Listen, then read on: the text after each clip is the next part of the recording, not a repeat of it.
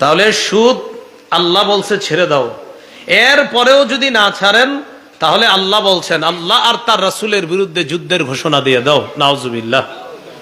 বলেন আমরা ইমানদার, আমরা কি আল্লাহ আল্লাহ রাসূলের বিরুদ্ধে যুদ্ধের ঘোষণা দেওয়ার এই দুঃসাহসিকতা কখনো করতে পারি? আল্লাহ আমাদেরকে হেফাজত করেন। তাহলে সুদ খাওয়া যাবে না। আরবের দুইটা গোত্র, এক গোত্রের নাম সাকিফ গোত্র, আরেক গোত্রের নাম মখজুমি গোত্র। সাকিফ গোত্রের একটা এলাকার নাম বনু আম, মখজুমি গোত্রের এক দলের নাম বনুল মুগীরা। আল্লাহর কি কুদরত, ইসলামের দাওয়াত পাওয়ার পর বনু আমর আর বনুল মুগীরা দুই দল কালিমা পড়ে মুসলমান হয়ে গেছে। ইসলাম গ্রহণ করার আগে এই দুই এলাকার মাঝে সুদি কারবার ছিল, সুদি লেনদেন। একটু বুঝছেন নি আপনারা?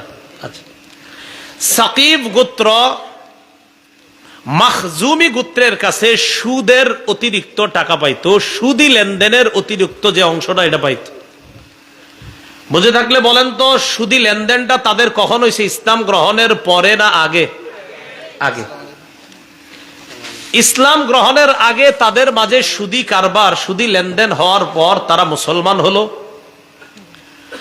মুসলমান হওয়ার পর ওই সাকিব গোত্র যারা সুদি টাকা পায়, মখজুমি গোত্রের কাছে আইসা কয় আমরা যে তোমার কাছে সুদের যে টাকাটা পাইতাম, সুদের অতিরিক্ত যে লভ্যাংশটা পাইতাম, এটা দাও, আমাদের সুদ ফেরত দাও। এখন বলেন তো, সুদ ফেরত চাচ্ছে কি ইসলাম গ্রহণের আগে না পরে? আর লেনদেন হয়েছে কখন? এই তো মাশাআল্লাহ। তাহলে সুদি লেনদেনটা হয়েছিল ইসলাম গ্রহণের আগে, আর সুদটা চাইতেছে এখন কখন? ইসলাম গ্রহণের পরে। এখন আপনারা বলেন তো, যেই দুই দল এক দল আরেক দলের কাছে সুদ চাইতেছে, এরা কি এখন অমুসলিম না মুসলমান? মুসলমান। তো সুদ চাওয়ার পর মখজুমি গোত্র কয় না, আমরা সুদ দিমু না। কয় কেন? আমরা এখন মুসলমান হয়ে গেছি, এগুলো আর আমরা দিমু না। ঘটনাচক্রে আত্তাব ইবনে আসিদ নামে একজন ছিল রাসূলের নায়েব হিসাবে। নায়েব মানে বুঝেননি? ভাইস, অর্থাৎ প্রিন্সিপালের পরে যিনি থাকেন। তো তিনি রাসূলের কাছে একটা চিঠি পাঠাইছে, আল্লাহর নবী সাকিব গোত্র মখজুমি গোত্রের কাছে সুদি লেনদেনে কিছু অতিরিক্ত লভ্যাংশ পাইতো মুসলমান হওয়ার আগে, এখন মুসলমান হয়েও এই সুদি চাইতেছে, সুদি লেনদেন আবার চাইতেছে তাদের কাছে, সুদি কারবারটা ফেরত চাইতেছে। এখন হুজুর কি করতে পারি? নবীর কাছে এই চিঠি পড়ে শোনানো হচ্ছে। রাসূল চিঠির ভাষা শোনার পর আল্লাহ সূরা বাকারার 278 নম্বর আয়াত নাজিল করে দিচ্ছে, যে নবী আপনি জানায়া দেন, হে ইমানদারগণ, এই মুহূর্তে সুদের কারবার ছেড়ে দাও। এখন আর তোমরা অমুসলিম না, এখন তোমরা মুসলমান, তোমরা ঈমান আনছো। যদি ঈমান এনে থাকো, সুদের কারবার ছেড়ে দাও। আর 279 নম্বর আয়াতে বলছে, আমি আল্লাহ বলার পরেও যদি সুদের কারবার ছেড়ে না দাও, তাহলে আল্লাহ আর তার রাসূলের বিরুদ্ধে যুদ্ধের প্রস্তুতি নাও। কথা বুঝে আসছে? তাহলে দেখেন, মাত্র মানুষগুলা মুসলমান হইছে, আল্লাহ তাদের ব্যাপারে কি কঠোর ভাষা ব্যবহার করতেছে। অথচ আমরা তো জন্মসূত্রে মুমিন সবাই। কতদিন হয়ে গেছে আমরা মুসলমান। হ্যাঁ, আমাদের মা বাবা মুসলমান, তাই আমরাও মুসলমান, জন্ম থেকেই মুসলমান। আর এই মানুষগুলা মাত্র মুসলমান হইছে, আল্লাহ বলে দিচ্ছে মুসলমান হইছো, এখন ইমানদার তোমরা, সুদি লেনদেন ছেড়ে দাও। যদি না ছাড়ো, আমার বিরুদ্ধে আর নবীর বিরুদ্ধে যুদ্ধের প্রস্তুতি নাও। তারা দুই গোত্র এই আয়াত জানার পর কয়, এই মুহূর্তে সুদি লেনদেনের সমস্ত সুদি কারবার থেকে আমরা ফিরত আসলাম। দেখছেন ঈমান কারে কয়, ইসলাম কারে কয়? মাত্র মুসলমান হইছে আর এই হুকুম আসছে, ছেড়ে দিস। তাহলে এক নাম্বার সুদের ভয়াবহতা জানলাম, সুদ খাওয়া। এই যে আজকের বয়ান শোনার পরেও যদি সুদি লেনদেনে লিপ্ত থাকেন, আল্লাহ বলছে ইমানদাররা, আমি নিষেধ করার পরেও যদি না ছাড়ো, তো আল্লাহ রাসূলের বিরুদ্ধে যুদ্ধের প্রস্তুতি নাও। এটা এক নাম্বার ভয়াবহতা। আল্লাহ আমাদেরকে এই কারবার ছেড়ে দেওয়ার তৌফিক দান করেন। দুই নাম্বার, যে ব্যক্তি সুদ খায় আর সুদি লেনদেন অবস্থায় যদি মারা যায়, আল্লাহ না করেন, এই ব্যক্তি এমন অবস্থায় কিয়ামতের ময়দানে উঠবে যেন শয়তান তাকে ধরে স্পর্শ করে পাগল বানায় দিস। পাগল অবস্থায় উঠবে, সুদখোর। আল্লাহ পাক রব্বুল আলামিন সূরা বাকারার 275 নম্বর আয়াতে বলেন, আল্লাযীনা ইয়াকুলুনার রিবা, যারা সুদ খায়, লা ইয়াকুমুনা ইল্লা কামা ইয়াকুমুল্লাযী ইয়াতাখাব্বাতুহুশ শাইতানু মিনাল মাস, তারা এমন অবস্থায় কবর থেকে উঠবে যেন শয়তান তাদেরকে স্পর্শ করে পাগল বানিয়ে দেয়, এমন অবস্থায় তারা কবর থেকে উঠবে। কেন? আল্লাহ বলেন, যালিকা বিআন্নাহুম ক্বালু ইন্নামাল বাইউ মিসলুর রিবা, এটা এই কারণে তারা কয় ব্যবসা সুদের মতো। তারা কয় ব্যবসা কিসের মতো? ব্যবসায় কি হয়? লাভ হয়। সুদেও কি হয়? লাভ হয়। তো তারা কয় ব্যবসা সুদের মতো। আল্লাহ কয় না, ওয়া আহাল্লাল্লাহুল বাইআ, আমি ব্যবসা হালাল করেছি। আল্লাহ বলেন আল্লাহ ব্যবসাকে হালাল করেছেন, ব্যবসার লভ্যাংশ হালাল। ওয়া হাররামার রিবা, সুদকে আল্লাহ হারাম করেছেন, সুদী কারবারের লেনদেনের লভ্যাংশ হারাম।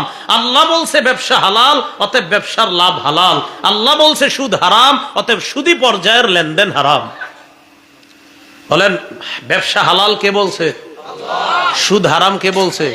তাহলে ব্যবসার লেনদেনের লভ্যাংশ হালাল এই ঘোষণা কার? সুদী কারবারের লেনদেনের লভ্যাংশ হারাম এই ঘোষণাও কার? তো যারা বলবে ব্যবসা আর সুদ একরকম, আল্লাহ কয় মর, শয়তান স্পর্শ করলে মনে হবে তুমি পাগল, এই পাগল অবস্থায় কিয়ামতের মাঠে উঠবা। এগুলো 2 নাম্বার ভয়াবহতা।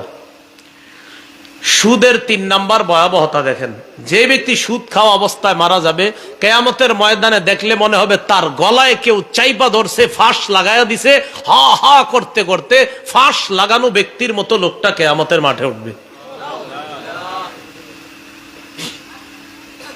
উমদাতুত তাফসীর 1 নাম্বার খণ্ড 330 নম্বর পৃষ্ঠা। আন আব্দুল্লাহ ইবনে আব্বাস রাদিয়াল্লাহু তাআলা আনহুমা قال আকিলুর রিবা ইউবআসু ইয়াউমাল কিয়ামাতি মাজনুনান ইউখনাক।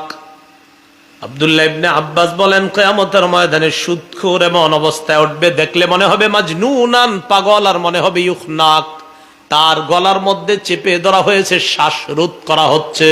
দেখলে মনে হবে তাকে শ্বাসরোধ করা হচ্ছে, আর শ্বাসটা যায় যায় এমন অবস্থা। এই অবস্থায় সুদখোর কিয়ামতের মাঠে উঠবে। ওঠার পর তারে কি বলা হবে দেখেন, ক্বালুলি আকিলির রিবা খুসিলাহা লিল হারব, আল্লাহর পক্ষ থেকে বলা হবে ও সুদখোর, তুমি তোমার অস্ত্র নাও আমি আল্লাহর সাথে লড়াই করার জন্য। সুদখোরকে বলবে অস্ত্র নাও আমার সাথে লড়াই করার জন্য।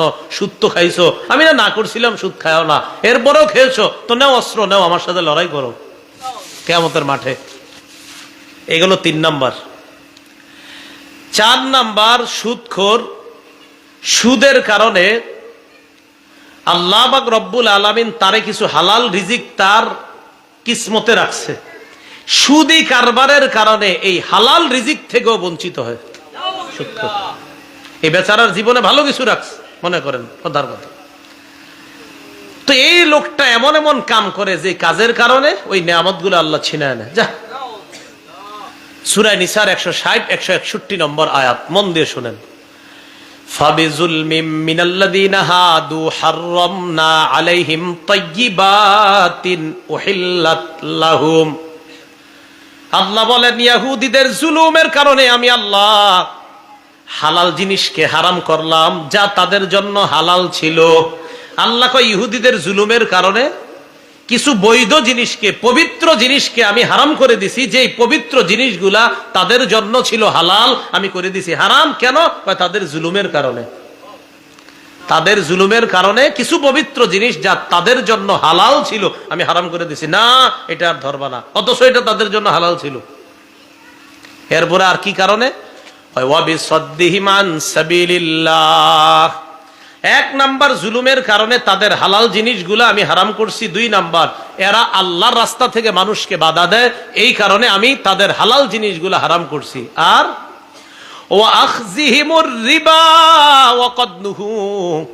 সুদ গ্রহণ করার কারণে, যে সুদ থেকে তাদেরকে নিষেধ করা হয়েছে, এরপরেও তারা সুদ গ্রহণ করেছে। এই সুদ নেওয়ার কারণে তাদের জন্য বৈধ জিনিসগুলা আমি অবৈধ করে দিচ্ছি।